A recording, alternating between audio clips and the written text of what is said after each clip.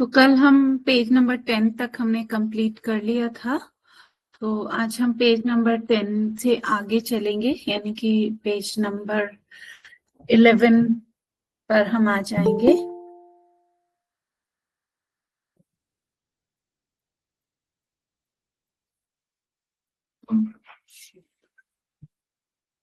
तो कल हमने इसमें पढ़ा था कि लास्ट में कि भगवत गीता के अनुसार योग क्या है, और पेज नंबर 11 पर आते हैं। यहाँ पर योग कर्मेषु कौशलम, अर्थात समत्व रूप योग ही कर्मों में कुशलता है। तो इसमें यानी कि बुद्धि युक्त जहाँ ते उसे सुकुत दृष्कृते,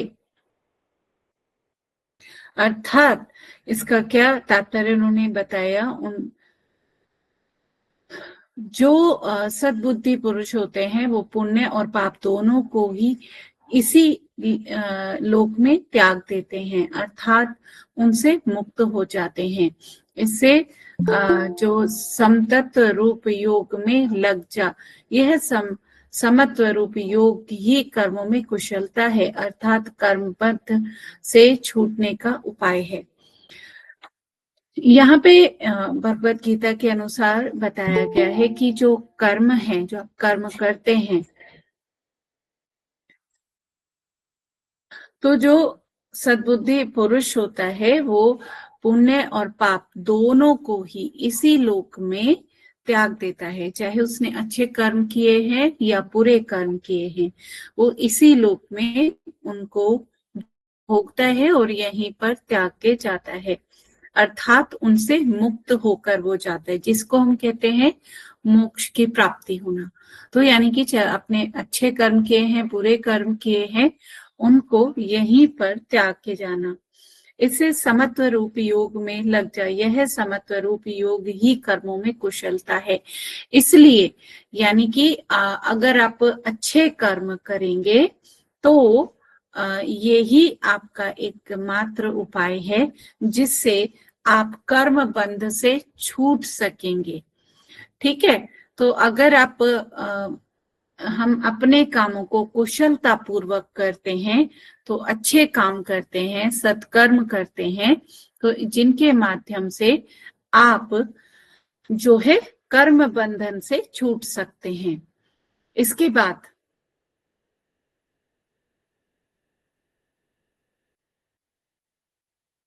जो समत्व योग पुरुष होता है वो बुद्धि से युक्त हुआ पुरुष अंतःकरण की शुद्धि के और ज्ञान प्राप्ति के द्वारा सत्कृष्ट पुण्य पाप दोनों को यही त्याग देता है, इसी लोक में कर्म बंधन से मुक्त होकर जाता है। इसलिए समत्व बुद्धि योग की प्राप्ति के लिए यत्न कर चेष्टा करनी चाहिए।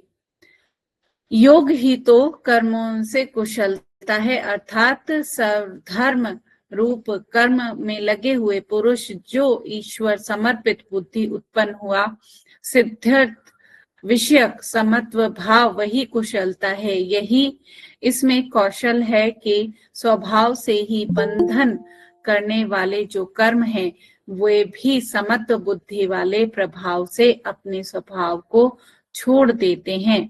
अतः तू समत्व बुद्धि युक्त हो जा, यानी कि समत्व बुद्धि युक्त होने के लिए आपको कहा गया है। योग किस तरीके से जो पाप और पुण्य के बंधन से मुक्त होता है, कर्मों में कुशलता अगर उसके होती है तो उसके द्वारा वह यहीं पर जिसको हम कहते हैं कि मोक्ष की प्राप्ति कर सकता है। इसी तरीके से जो सर्व स्वधर्म रूप कर्म में लगे हुए पुरुष होते हैं, जो वो ईश्वर समर्पित बुद्धि से उत्पन्न होते हैं। तो यानी कि जो आपके कर्म हैं स्व समर्पित, जो आपके स्वधर्म जो रूप कर्म है उसमें अगर आप लिप्त हैं तो ईश्वर स्वरूप समर्पित बुद्धि उत्पन्न आपके अंदर होती है, यानी कि आप ईश्वर को समर्पित भाव से समत्व भाव पाते हैं वही कुशलता है। यही इसमें कौशल है कि स्वभाव से ही बंधन करने वाले जो कर्म हैं वे भी समत्व बुद्धि प्रभाव से अपने स्वभाव छोड़ देते हैं। तो यानी कि आपके अगर कौशल है, आपके अंदर बुद्धिमत्ता है, तो उस स्वभाव के कारण आप बंधन करने वाले जो कर्म है वे भी अपने समत्व भाव के कारण उनसे छूट जाते हैं और समत्व बुद्धि युक्त आप हो जाओ, ऐसा इसमें कहा है। यानी कि हर प्रकार के बंधन से मुक्ति आपको मिलती है अगर आप समत्व भाव में होते हैं और इस पाप पुण्य से आप जो है उसके बंधनों से भी मुक्त होते हैं। उसको यही भोग कर, पाप हो या पुण्य हो वो भी यही भोगते हैं। सब कर्मों के बंधन से छूटकर आप जाते हैं और इसी तरीके से जो समत्व भाव, कितना भी आप कुशलता पूर्वक कोई काम कर रहे हो, अपने काम में कितने भी कुशल हो, पर उन हर प्रकार के बंधन से मुक्त होकर, हर कर्म से मुक्त होकर, हर बंधन से मुक्त होकर ही जो है, जो समत्व बुद्धि वाले पुरुष होते हैं वो इन सब से मुक्त हो जाते हैं। फिर जब तक आपका मतलब आपके अंदर क्षमता है, आप काम कर सकते हैं, तो अपनी कुशलता के अनुसार अपने काम करने चाहिए। पर जब आप उस मतलब एक उम्र होने के बाद जब आप उसमें सक्षम ना हो, तो हर बंधन से, कर्म से अपने आप को मुक्त करके, तो ये एक समत्व बुद्धि वाले जो पुरुष होते हैं उनकी पहचान बताई गई है। तो समत्व बुद्धि युक्त पुरुष यहाँ जीवन में पुण्य और पाप इन दोनों कर्मों को त्याग देता है। इसलिए तुम योग से युक्त हो जाओ, कर्मों में कुशलता ही योग है। योग से होती है पुण्य और पाप दोनों से मुक्ति। यही इसमें बार बार बताया गया है कि योग आपको पाप और पुण्य दोनों से मुक्ति दिलाता है। चाहे आप अच्छे कर्म कर रहे हैं या बुरे कर्म, उनके बंधनों से आपको मुक्ति मिलती है योग के द्वारा। गीता में योग, समता, सामर्थ्य और समाधि, मुख्यतः समाधि ही योग है। गीता में योग शब्द के 3 अर्थ हैं। समता जैसे समत्व योग उच्यते, सामर्थ्य ऐश्वर्य या प्रभाव जैसे, और तीसरा समाधि।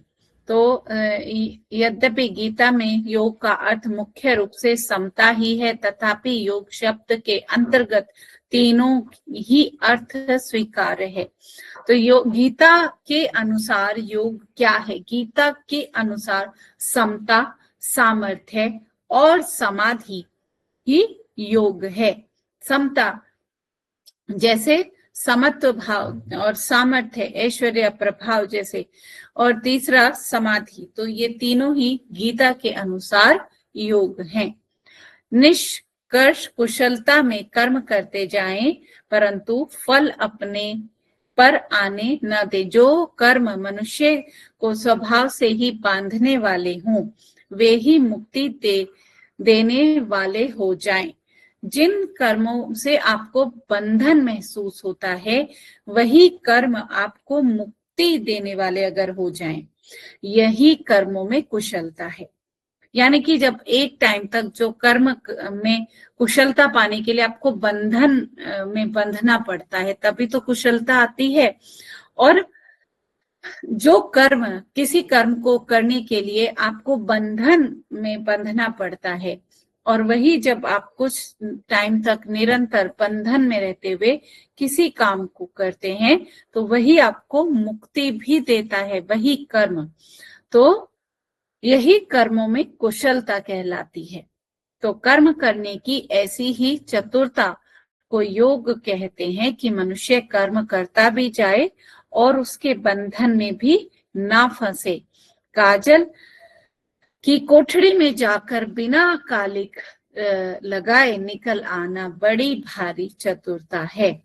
यानी कि कोई आपको काम आना भी चाहिए, करना भी चाहिए, कुशलता भी हो उस कर्म में, बंधन भी आप उसमें, लेकिन वो आपको सब मुक्ति देने वाला भी हो। तो इसमें क्या कहा गया कि मनुष्य कर्म करता भी जाए और उसके बंधन में भी ना फंसे, है ना, कि जब चाहे आप उस कर्म को छोड़ सकते हैं, ऐसा ना हो कि छोड़ना भी आपको भारी हो जाए। तो ऐसा जो आप उसमें कुशलता भी हो, कर्म में बंधन भी हो, लेकिन जब चाहे आप उसे छोड़ना चाहें तो आप उससे मुक्त हो सके, उस कर्म से। ठीक है, तो ऐसा योग ही दुख के संयोग का वियोग है। बिना आसक्ति रखे कर्म करना ही योग है, जिसके कारण कर्म के फल अर्थात भोग से संबंध छूट जाता है और अंततः मुक्त होने के कारण दुख भी प्राप्त हो जाते हैं। इसी कारण प्रभु ने योग को दुख के संयोग का वियोग भी माना है।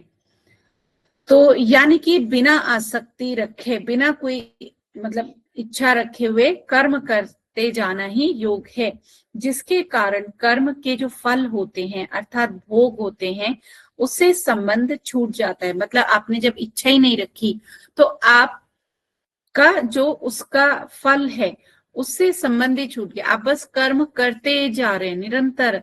फल कहते हैं ना, कर्म कर पर फल की इच्छा मत कर। जब हम कर्म से पहले ही फल की इच्छा में लगे रहते हैं कि हम उतनी मेहनत हमारी कर्म पे नहीं होती, काम पर नहीं होती, जितनी हमारी इस पे होती है कि उसका इतना हम ये काम इतने दिन कर लेंगे तो हमें ये मिल जाएगा, इतने दिन ये कर लेंगे तो ये मिल जाएगा। देखिए वहां पे फल की इच्छा पहले आ रही है।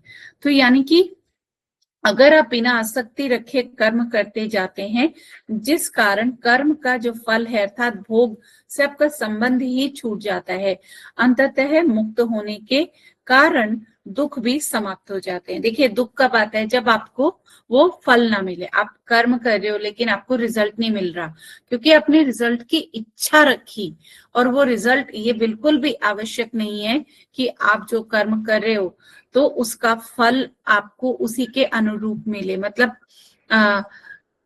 जैसा आपने सोचा वैसा ही आपको रिजल्ट मिले हर किसी काम का, तो ये संभव कई बार नहीं भी होता। तो अगर आपने फल की इच्छा कर ली और आपके अनुरूप रिजल्ट नहीं आया तो फिर आपको क्या होता है, दुख होता है ना। सपोज आपने फॉर एग्जाम्पल 10th के एग्जाम की आप तैयारी कर रहे हो, पर आपको लगता है कि मेरे इतने % मार्क्स आने चाहिए, आपने बहुत मेहनत की, बट आपने फल की इच्छा पहले अपने माइंड में रखी है कि मैं इतने % मार्क्स के लिए ये पढ़ाई कर रहा हूं या कर रही हूं, तो वहां पे आपकी फल की इच्छा माइंड में है, ध्यान में है, जिसके लिए आप कर्म कर रहे हो। और अगर आपके उतने % मार्क्स नहीं आए तो क्या होगा, फिर आपको दुख होगा।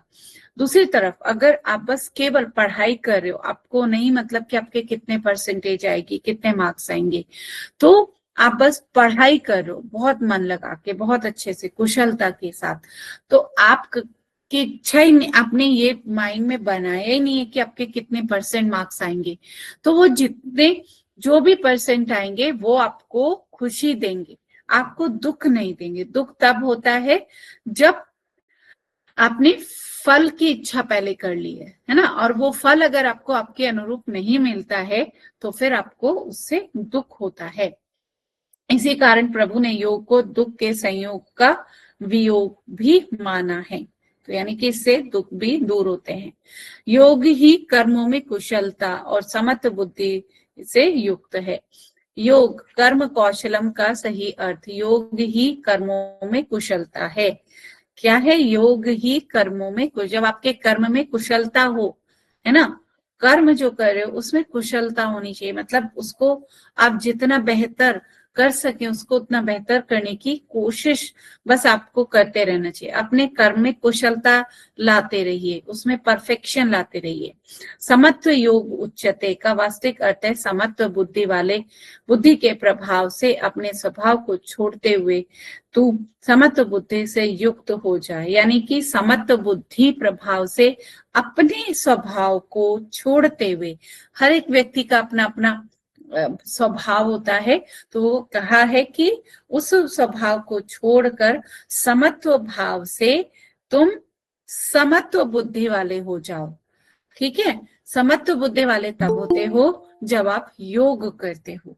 तो योग आपको ऐसा बुद्धि वाला बना देता है। तो महर्षि पतंजलि के अनुसार अभ्यास वैराग्य द्वारा चित्त की वृत्तियों पर नियंत्रण करना ही योग है। यानी कि अभ्यास और वैराग्य के द्वारा चित्त की वृत्तियों पर नियंत्रण करना ही योग है। अभ्यास होना चाहिए और वैराग्य होना चाहिए, इन दोनों के द्वारा, मतलब कि किसी उसमें ना हो आप कि चीजों से प्रभावित ना हो, अभ्यास अच्छा हो और वैराग्य हो। और इनके द्वारा अगर आप नियमित योग करते रहेंगे तो चित्त की वृत्तियां, चित्त की, मन की कमियां आपकी दूर होंगी, वृत्तियों पर नियंत्रण कर पाएंगे आप। चित्त की वृत्तियां जैसे मोह होना, गुस्सा आना, डर, भय, चिंता, जेलसी, है ना, ये सब मन की कमियां हैं, मन के दोष हैं। तो इन पर नियंत्रण योग के द्वारा आप पा सकते हैं। पतंजलि के अनुसार चित्त की वृत्तियों को चंचल होने से रोकना चित्त वृत्ति निरोध ही योग है। अर्थात मन को इधर उधर भटकने न देना, केवल एक ही वस्तु में स्थिर रखना ही योग है। जो आपका उद्देश्य है बस उसी पर आपका ध्यान हो, इधर उधर आपका ध्यान ना भटके। तो ये क्या महर्षि पतंजलि, ये भी आपको ऐसे नोट करके रखना चाहिए कि महर्षि पतंजलि के अनुसार, की अभी तक तो गीता के अनुसार आपने योग को समझा, आप महर्षि पतंजलि क्या कहते हैं योग के बारे में वो भी आपको समझना चाहिए। तो महर्षि पतंजलि कहते हैं कि चित्त वृत्ति निरोध, चित्त की वृत्तियों को दूर करने का जो रास्ता है वो क्या है, योग है। मन की चंचलता को, मन की वृत्तियों को दूर करता है। मन के चित्त वृत्तियों को योग से, वाणी को व्याकरण से, और शरीर की अशुद्धियों को आयुर्वेद के द्वारा शुद्ध करने वाले मुनियों में सर्वश्रेष्ठ महर्षि पतंजलि को मैं दोनों हाथ जोड़कर नमन करता हूँ। इस श्लोक का योग अभ्यास के शुरू में गाया जाता है। योगेन चित्तस्य पदेन वाचान मलं शरीरस्य च वेदेन योपा करोतम प्रवर मुनीनम पतंजलिम पतंजलि राने स्मी। तो ये एक श्लोक है जिसका महर्षि पतंजलि का जो है यहाँ पे धन्यवाद किया जाता है, जो कि योग अभ्यास के शुरू में किया जाता है। महर्षि पतंजलि काशी मंडल में दूसरी शताब्दी के दौरान रहते थे। महर्षि पतंजलि का जीवन समाधि मंदिर तिरुपति ब्रह्म पुरेश्वर मंदिर में है, ऐसा माना जाता है। सांख्य के अनुसार पुरुष एवं प्रकृति के पार्थक्य को स्थापित कर पुरुष को स्वतः के शुद्ध रूप में अव्यवस्थित होना ही योग है। तो सांख्य का शाब्दिक अर्थ क्या है? सांख्य संबंधी या विश्लेषण। इसकी सबसे प्रमुख धारणा सृष्टि के प्रकृति पुरुष से बनी होने की यह है। यहाँ प्रकृति यानी पंच महाभूतों से बनी जड़ और पुरुष यानी जीवात्मा यानी कि चेतन। योग शास्त्रों के ऊर्जा स्रोत ईड़ा और पिंगला, शाक्तों के शिव शक्ति के सिद्धांत इसके समानांतर दिखते हैं। तो यहाँ पर जो हमारा शरीर है वो पंच महाभूतों से मिलकर बना है, यानी कि प्रकृति के पंच तत्वों से मिलकर बना है, जिसमें हमारे अग्नि, वायु, आकाश, पृथ्वी और जल, तो इन पंच महाभूतों से बनकर मिलकर बना है। तो प्रकृति भी इन पांच तत्वों से ही बनी है और हमारा शरीर भी। तो यहाँ प्रकृति जड़ है और पुरुष चेतन है। तो योग शास्त्रों के ऊर्जा स्रोत, जो योग शास्त्रों में ऊर्जा स्रोत क्या है? हमारी नाड़ियां ईड़ा और पिंगला। शाक्तों में शिव और शक्ति के समानांतर इनको देखा जाता है। तो हमारी शरीर में ऐसा लगभग 72,000 नाड़ियां होती हैं। 72,000 में से 3 मुख्य होती हैं, ईड़ा, पिंगला और सुषुम्ना नाड़ी। तो ईड़ा यानी कि चंद्र नाड़ी, पिंगला यानी कि सूर्य नाड़ी। तो शिव और शक्ति को इन इड़ा और पिंगला नाड़ी को है के रूप में दर्शाया गया है। तो जो ईड़ा नाड़ी है ये आपकी बाईं नासिका को रिप्रेजेंट करती है, लेफ्ट नोस्ट्रिल को, और पिंगला नाड़ी आपकी राइट नोस्ट्रिल को रिप्रेजेंट करती है। तो ये योग शास्त्रों के अनुसार ये हमारे ऊर्जा स्रोत हैं। किसी समय भारतीय संस्कृति में सांख्य दर्शन का स्थान अत्यंत ऊंचा था। देश के उदार मस्तिष्क सांख्य की विचार पद्धति से सोचते थे।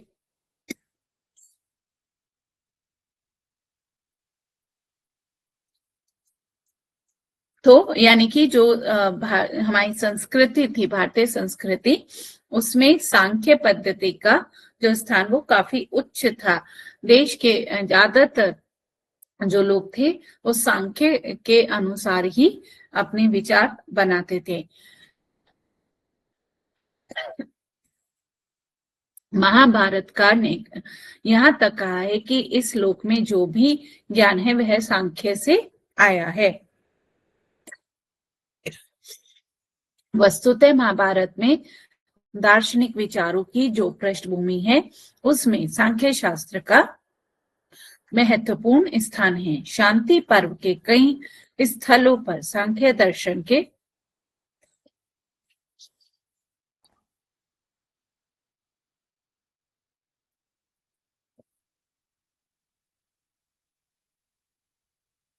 शांति पर्व के कई स्थानों पर सांख्य दर्शन के विचारों का बड़े काव्य में और रोचक ढंग से उल्लेख किया गया है। सांख्य दर्शन का प्रभाव गीता में प्रतिपादित दार्शनिक पृष्ठभूमि पर प्राप्त रूप से विद्यमान है। इसकी लोकप्रियता का कारण यह अवश्य रहा है कि इस दर्शन ने जीवन में दिखाई पड़ने वाली वैषम्य का समाधान त्रिगुणात्मक प्रकृति के सर्वकारक रूप से प्रतिष्ठा करके बड़ा सुंदर ढंग से किया है।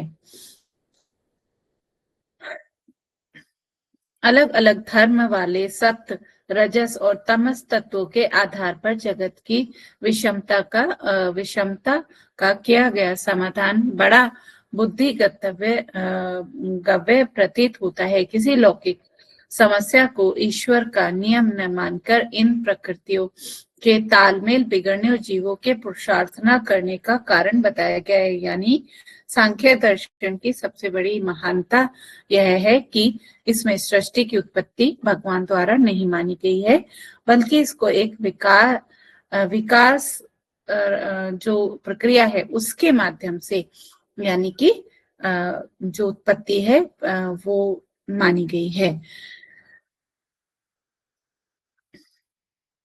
माना गया है कि सृष्टि अनेक अवस्थाओं से होकर गुजरने के बाद अपने वर्तमान स्वरूप को प्राप्त हुई है। कपिलाचार्य के कई अनिश्वरवादी मानते हैं कि भगवत गीता और सत्यार्थ प्रकाश जैसे ग्रंथों में इस धारणा का निषेध भी किया गया है। तो सांख्य के अनुसार मतलब ये बहुत ही प्रैक्टिकल वे में इसमें चीजें बताई गई हैं।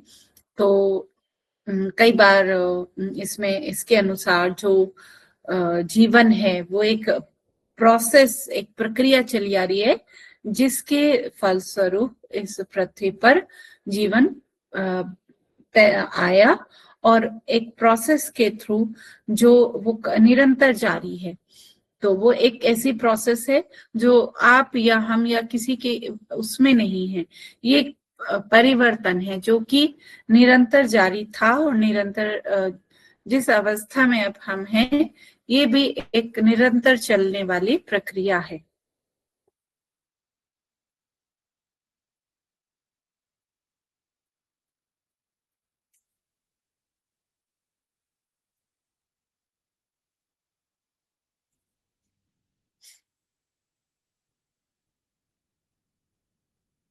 सांख्य के प्रमुख सिद्धांत क्या हैं? सांख्य दृश्यमान विश्व की प्रकृति पुरुष मूलक मानता है।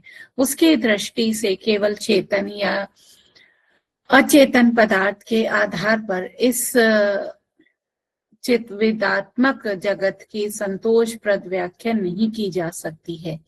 इसके लिए लोकायतिक आदि जड़वादी दर्शनों की भांति सांख्य न केवल जड़ पदार्थों को ही मानता है, न केवल वेदांत संप्रदायों की भांति वे केवल चिन्ह मात्र ब्रह्म या आत्मा को ही जगत का मूल मानता है। अपितु जीवन या जगत में प्राप्त होने वाले जड़ और चेतन दोनों ही रूपों के मूल रूप से जड़ प्रकृति एवं चिन्ह मात्र पुरुष इन दोनों तत्वों की सत्ता मानता है। तो यानी कि वो क्या कहता है सांख्य दर्शन की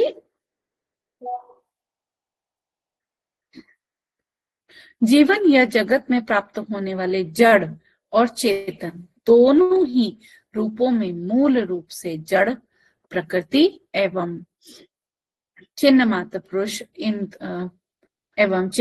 पुरुष इन दोनों तत्वों की सत्ता को मानता है।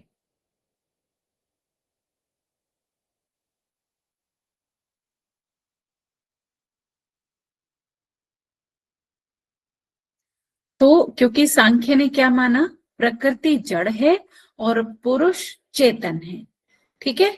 तो ये आपको समझना पड़ेगा कि सांख्य के अनुसार प्रकृति जड़ है और जो मनुष्य है यानी कि जीवात्मा जो है वो चेतन है।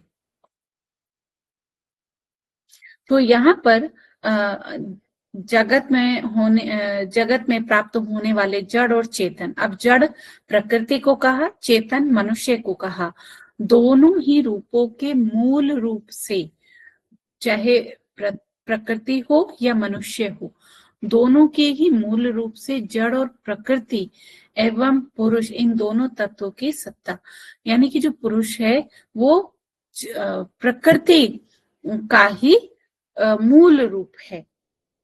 तो जड़ प्रकृति सत्व रज और तम इन तीनों गुणों की समावस्था का नाम है। तो जड़ क्या है, यानी जड़ किसको कहा गया, प्रकृति को।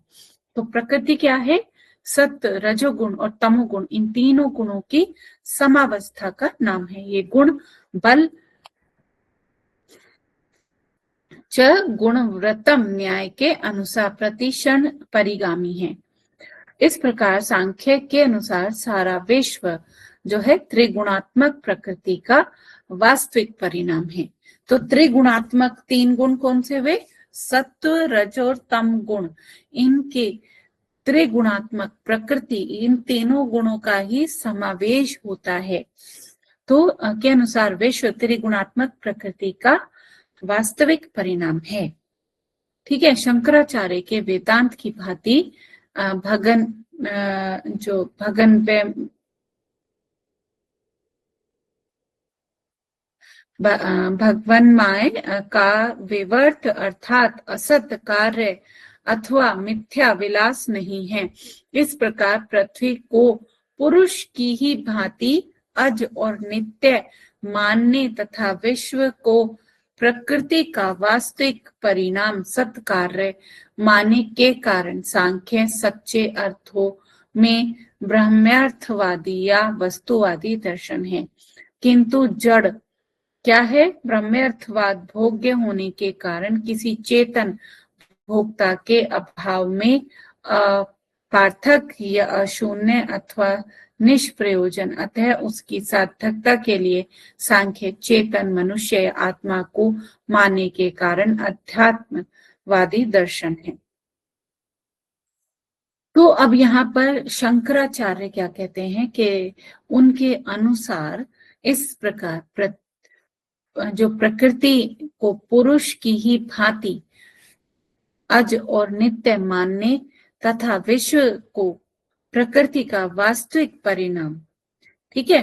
तो यानी कि इस प्रकार जो प्रकृति है वो पुरुष की ही भांति अज और नित्य है, ठीक है, लेकिन विश्व को प्रकृति का वास्तविक परिणाम, जो विश्व है यानी कि पूरा जो दुनिया है ये प्रकृति का वास्तविक परिणाम है।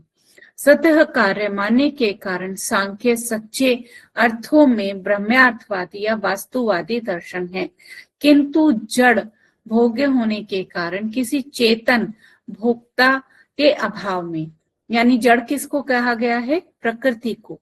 तो भोग्य होने के कारण किसी चेतन भोक्ता के अभाव में अगर कोई चेतन यानी कि भोगने वाला नहीं है, कोई मनुष्य नहीं है, कोई चेतन नहीं है, तो वो क्या है? अप्रथ्यर्थ या अशून्य या निष्प्रयोजन, जिसका कोई अर्थ ना हो।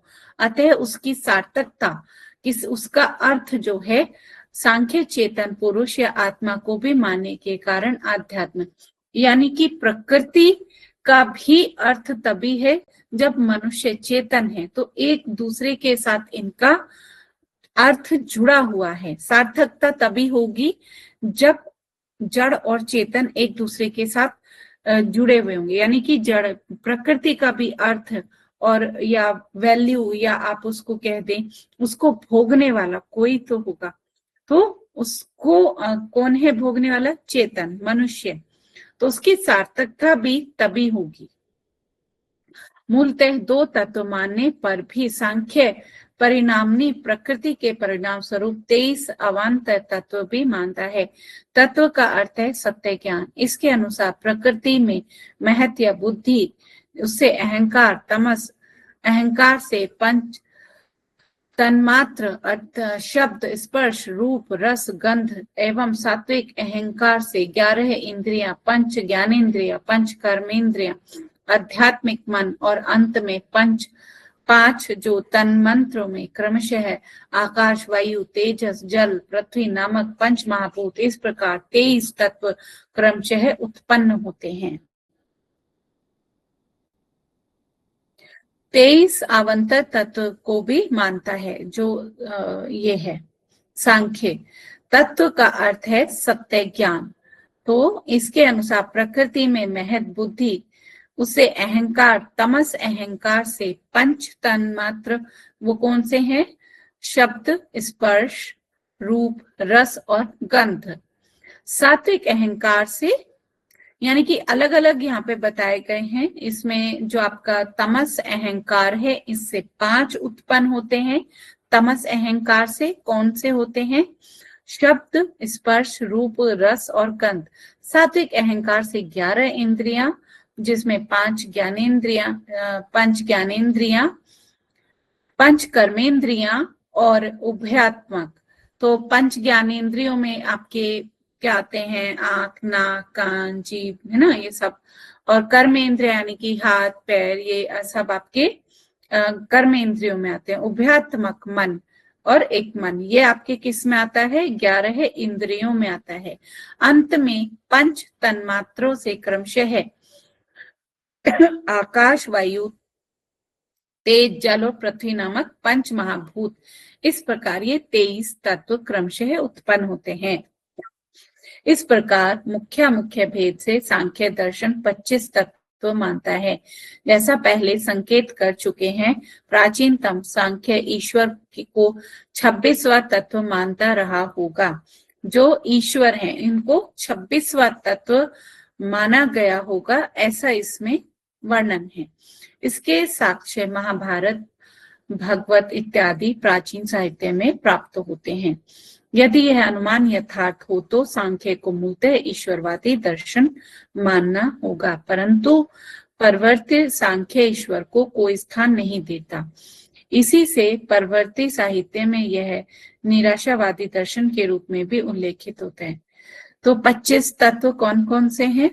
आत्मा यानी पुरुष, तत्व प्रकृति, अंतःकरण, 3 मन, बुद्धि, अहंकार, 5 ज्ञानेन्द्रियां, नासिका, जिह्वा, नेत्र, त्वचा और कर्ण, कर्मेंद्रियां जो मैंने बताई, हाथ, पैर, उपस्थ और ये वायु, उपस्थ, वायु और वाक। तन्मात्र ये है गंध, रस, रूप, शब्द और आप स्पर्श। और महाभूत कौन कौन से हैं? पंच महाभूत ये हैं पृथ्वी, जल, अग्नि, वायु और आकाश। तो ये 25 तत्व हैं। और 26वां तत्व किसको कहा गया? ईश्वर को अगर माना गया 26वां तत्व। तो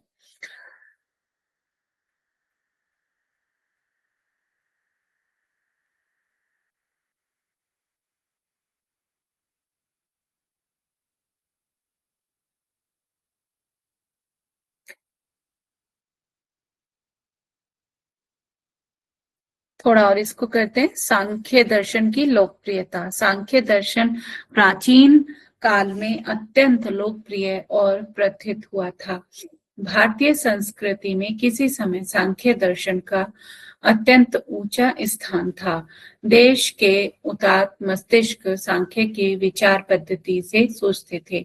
महाभारतकार ने यहाँ तक कहा है कि ज्ञानम च लोके यदिहास्ति किंचितकम सांख्यगतम तच्च महंत महात्मन। तो यानी कि वस्तुतः महाभारत में दार्शनिक विचारों की जो पृष्ठभूमि है उसमें सांख्य शास्त्र का महत्वपूर्ण स्थान है। शांति पर्व के कई स्थलों पर सांख्य दर्शन के विचारों का बड़े काव्य और रोचक ढंग से उल्लेख किया गया है। सांख्य दर्शन का प्रभाव गीता में प्रतिपादित दार्शनिक पृष्ठभूमि पर प्राप्त रूप से विद्यमान है। वस्तुतः सांख्य दर्शन किसी समय अत्यंत लोकप्रिय हो गया था। इसकी लोकप्रियता के और चाहे और भी कारण हो, पर एक तो अवश्य प्रतीत होता है कि इस दर्शन ने जीवन में दिखाई पड़ने वाले वैषम्य समाधान त्रिगुणात्मक प्रकृति को सरकारण रूप से प्रतिष्ठा करके बड़े सुंदर रूप से इस ढंग से किया। सांख्यचारों ने इस प्रकृति कारण वाद का महान गुण यह है कि अलग अलग धर्म वाले सत्व गुण वाले सत्व रजो और तमोगुण के आधार पर जगत के वैषम्य में किए गए समाधान बड़ा न्याययुक्त और बुद्धिगम्य प्रतीत होता है।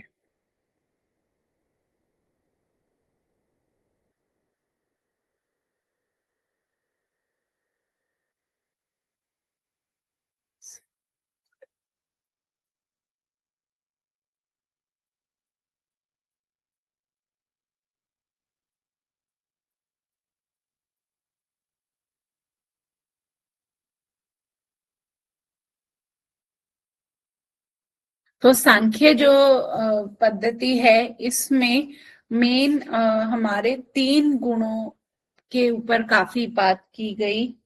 हमारा सत्व रजोगुण और तमोगुण, इनके ऊपर काफी काम किया गया। इनके जो एक समावेश तीनों का ही, सत्व गुण भी हो, तमस गुण भी हो और रजस गुण भी हो, तो इन तीनों का ही समावेश हो, ऐसे त्रिगुणात्मक प्रकृति का वास्तविक परिणाम है।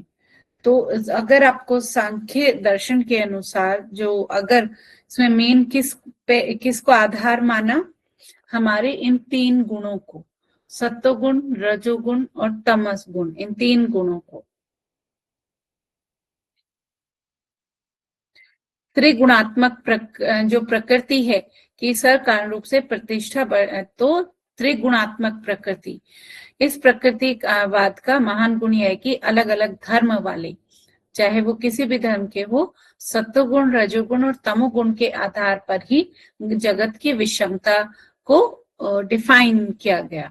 किसी लौकिक समस्या को ईश्वर का नियम न मानकर इन प्रकृति के तालमेल, यानी कि जब आपके इन तीनों का, 3 गुण का तालमेल बिगड़ जाए, सत्व को गुणों का, तमस का और रजस गुण का तालमेल, ये तीनों एक समावेश में होनी चाहिए कि एक मनुष्य की का बिहेवियर में तीनों गुण होते हैं, है ना। तो इनका जब तालमेल बिगड़ जाए, तो इसमें क्या कहा गया, ईश्वर को के नियम को न मानकर इन प्रकृतियों के तालमेल का जब बिगड़ जाए, जब ये तीनों गुण बिगड़ जाए, इनमें असंतुलन आ जाए, जीवों के पुरुषार्थ न करने का कारण बताया गया है।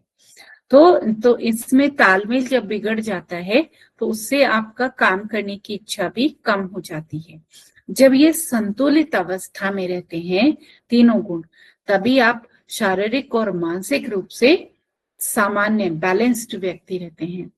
जब जैसे अगर तमस गुण बढ़ता है तो आपके अंदर आलस बढ़ता है, राजस गुण बढ़ता है तो आपके अंदर एग्रेशन बढ़ता है, गुस्सा आता है, क्रूरता बढ़ती है, अगर ये इनमें तालमेल बिगड़ जाए, है ना। तो इनके बीच में संतुलन बनाए रखना सबसे बड़ी बात है। यानी सांख्य दर्शन की सबसे बड़ी महानता यह है कि इसमें सृष्टि की उत्पत्ति भगवान के द्वारा नहीं मानी गई, बल्कि इसको एक विकास मतलब एक विकासात्मक प्रक्रिया के रूप में देखा गया। और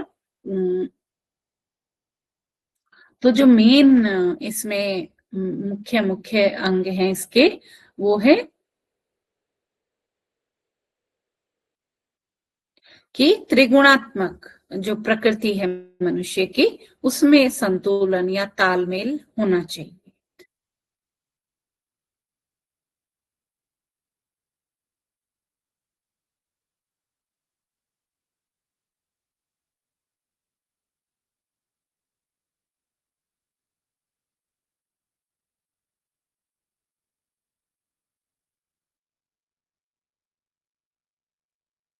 तो यहाँ पर जो है जड़ को भी इनका ही तीनों गुणों का समावेश माना गया है कि जड़ या प्रकृति, सत्व, रज और तम गुण, इन तीनों गुणों की समावस्था का नाम है। तो यहाँ पर ये भी प्रॉपर एक डिफाइन किया गया है कि जो प्रकृति है,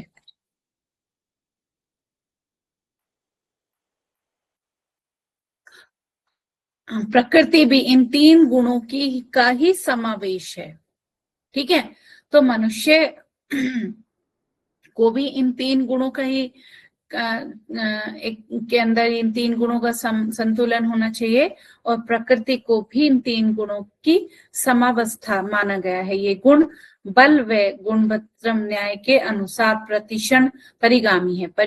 प्रतिक्षण मतलब निरंतर, परिगामी है मतलब निरंतर पर चलते रहते हैं या चेंज होते रहते हैं। तो इसी प्रकार सांख्य के अनुसार सारा विश्व त्रिगुणात्मक प्रकृति का वास्तविक परिणाम है, चाहे आप प्रकृति की बात करें या मनुष्य की। शंकराचार्य के अनुसार असत कार्य अथवा मिथ्या विलास नहीं है। इस प्रकार प्रकृति को पुरुष की ही भांति नित्य मानते हुए विश्व को प्रकृति का वास्तविक परिणाम सत्कार्य मानने के कारण सांख्य सच्चे अर्थों में ब्रह्मार्थवादी है।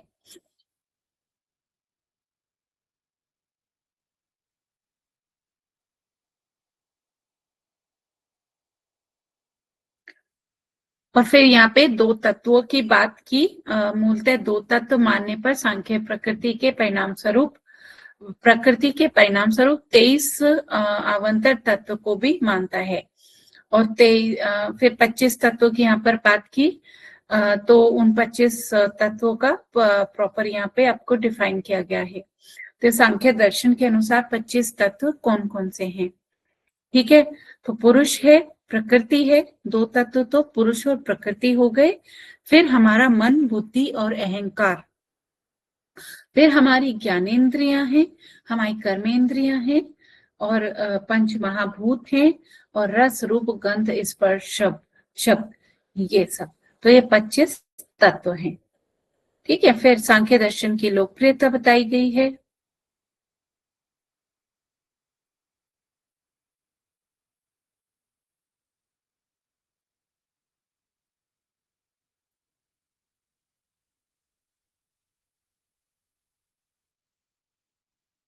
हाँ, तो आज इतना ही रखेंगे, और कल हम आएंगे फिर पेज नंबर 14 पे महर्षि चरक क्या कहते हैं उनके अनुसार जानेंगे। ठीक है,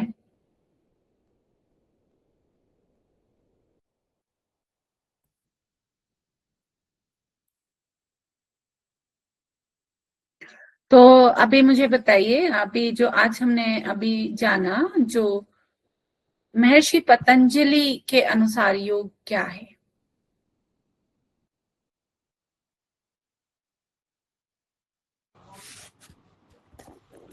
योग चित्त वृत्ति निरोध।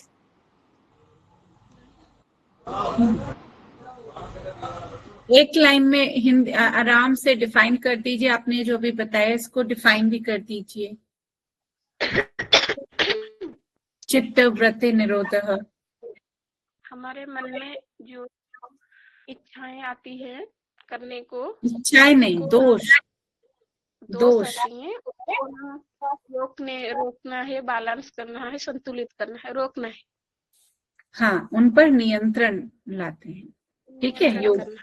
हाँ, तो महर्षि पतंजलि ने योग को किस रूप में बताया? ये बहुत ही कॉमन है, बहुत ही प्रचलित है।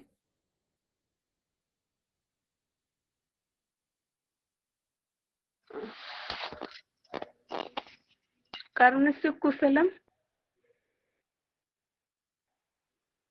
सॉरी, योग को उन्होंने किस अच्छा चलिए ये बता दीजिए, जो महर्षि पतंजलि थे उन्होंने कौन सा ग्रंथ लिखा योग के ऊपर? योग सूत्र, दर्शन। तो योग सूत्र में उन्होंने किसको बताया? अष्टांग योग, है ना, कि योग को 8 अंगों में हमें बताया, है ना। जी मैम।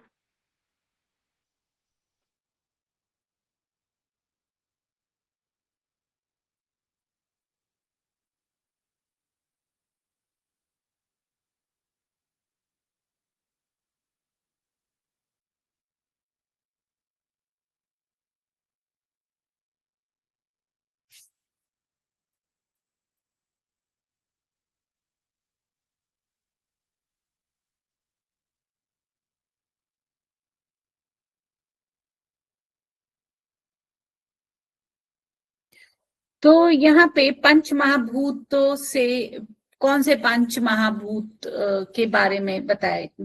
आप बताइए कौन से पंच महाभूत होते हैं? पृथ्वी, जल, वायु, जल, अग्नि, अग्नि, वायु, आकाश। ओके, एक एक पहले आप अपना हैंड रेज करेंगे, जिसको कहूंगी वो आंसर देगा। माइक ऑफ करिए, माइक ऑफ करिए।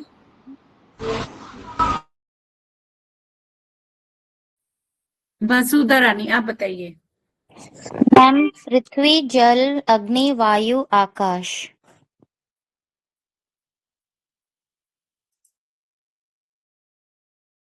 हाँ, तो और यहाँ पर हम जो है ज्ञानेंद्रियां कौन सी हैं? 5।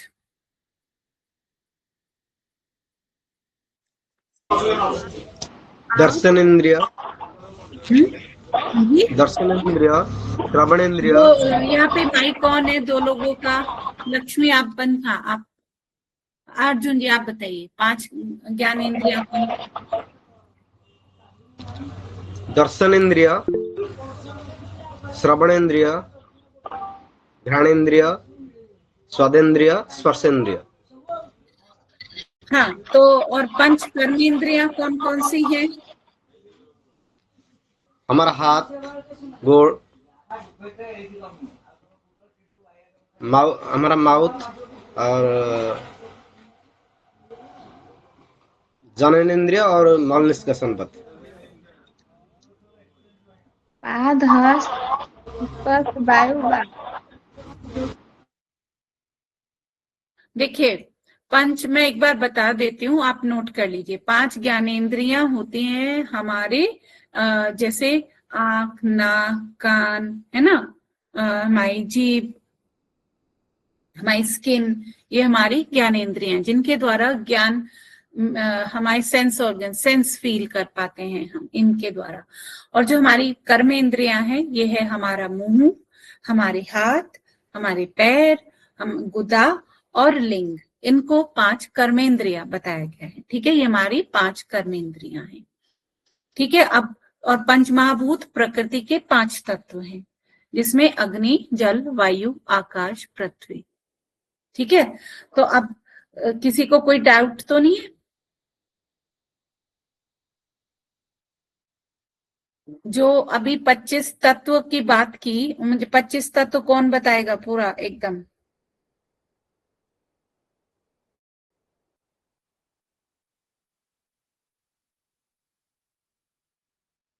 हाँ जी, बताइए कोई। हाँ, रघुनाथ जी आप बताएंगे। 25 तत्वों पे शरीर बना हुआ है। पहले तो 5 तत्व बता दिए अभी सब। ये 5 हाँ, है, पहले ज्ञानेन्द्रिय 5 है, सबको मालूम है, नासिका, जिह्वा, नेत्र और त्वचा व चर्म और कर्ण। ये सब 5 है। और इसका बाद कर्मेंद्रिय 5 है, पाद, हस्त, उपस्थ, पायु और पाक, जैसा हाथ, इसको मिला के बोला जाता है। बात और तन्मात्र के है 5 है, जिसको हम लोग को गंध, रस, रूप, स्पर्श, शब्द, इसको ये बोला जाता है। मोहा 5 भूत है, पृथ्वी, जल, अग्नि, वायु और आकाश। इसको मिले 25 है और 26 तत्व बना और एक ईश्वर को माना जाता है। हाँ, तो इसमें अंतःकरण के 3 हैं, जो मन, बुद्धि और अहंकार। अहंकार। हाँ। मन, बुद्धि और अहंकार। तो ये 25 तत्व पूरे हो गए आपके। जी हाँ, तो कल आज का जो टॉपिक था थोड़ा सा मतलब एक ऐसा टॉपिक था जो आपको ध्यान से पढ़ना चाहिए। इसको आप एक बार दोबारा पढ़ेंगे तो कल मैं इससे क्वेश्चन पूछूंगी आपसे, ठीक है? और एक ये थोड़ा क्लियर नहीं हो पाया, मनुष्य जो बना हुआ है प्रकृति जड़ के अनुसार पे, जो सद्गुण, रजगुण और तमगुण, ये तीनों का थोड़ा थोड़ा चाहिए डेफिनेशन, थोड़ा इसका कैसा बना हुआ है शरीर पे, रजगुण का काम क्या है, तमगुण का काम क्या है, सद्गुण का काम है, थोड़ा शॉर्ट पे बता देंगे। हाँ, वो थोड़ा देखिए हमारे 3 गुण होते हैं, सत्व, रजोगुण और तमस गुण। तो ये हमारे बिहेवियर पर डिपेंड करते हैं। जो सत्व गुण होता है, सात्विक गुण होता है, इससे हमारी मन बुद्धि शांत रहती है, तो हमारी बुद्धि को शांत रखने का काम करता है, संतुलित रहती है हमारे जो चीजें हैं। तो अगर आप सात्विक भोजन करते हैं तो आपका जो मन और शरीर है वो संतुलित रहता है, ठीक है, शांत और संतुलित। और जो राजसिक गुण है, ये आपको अगर ये संतुलित अवस्था में है तो ये आपको काम करने के लिए, शारीरिक रूप से एक्टिव रखने के लिए ये भी जरूरी है। माइक ऑफ करिए।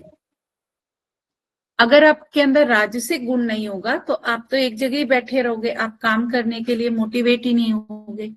तो उसके लिए राजसिक गुण होना जरूरी है। और तमस गुण आपके अंदर, वैसे तो तमस आपके अंदर थोड़ा अंधकार, आलस, सुस्ती, इन सब को दर्शाता है, लेकिन इनके बीच में एक संतुलन होना जरूरी है।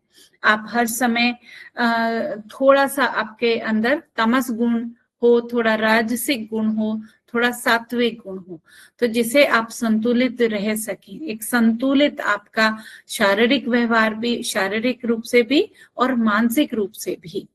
तो ऐसा, और ये जो तीनों गुणों की समता है वो बहुत सारी चीजों पर निर्भर करती है।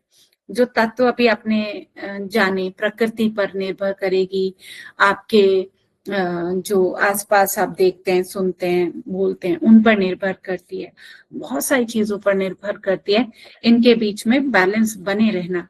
तो इन गुणों में बहुत ज्यादा अगर एक्सेस सात्विक हो जाएगा तो कोई काम में मन नहीं, मतलब एक तरीके से कि चलो जो हो रहा है बस ठीक है ना, जो नहीं हुआ वो भी ठीक है, जो हो रहा है वो भी। तो सात्विक गुण कोई आप वो नहीं हो जिसने सब त्याग दिया और मतलब सब कुछ। तो एक मनुष्य के लिए जिसकी आवश्यकताएं हैं, अपनी आवश्यकताओं की पूर्ति के लिए आपको शारीरिक रूप से भी मेहनत करनी होगी और मानसिक रूप से भी, और पर शांत रहते हुए। तो ये एक संतुलन रहना जरूरी है। बाकी इस पे डिटेल में कल बात करेंगे। आज का टाइम ओवर हो गया है, तो धन्यवाद। ठीक, नमस्कार।